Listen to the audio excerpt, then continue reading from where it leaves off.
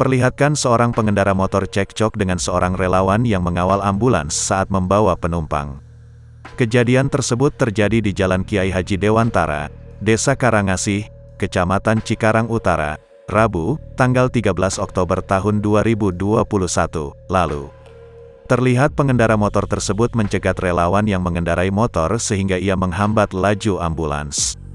Muhammad Ilham, perwakilan dari relawan ambulans Cikarang Indonesia, mengatakan peristiwa bermula saat dirinya tengah memandu laju ambulans yang membawa pasien dari Muara Gembong untuk dioperasi di RS Bakti Husada Cikarang. Kemudian tiba-tiba ia dihadang sehingga terpaksa berhenti.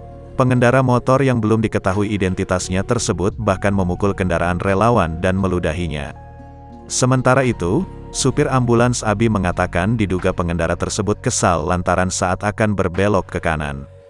Namun secara bersamaan relawan melintas di jalur tersebut dan meminta para pengguna jalan untuk membuka jalur bagi ambulans.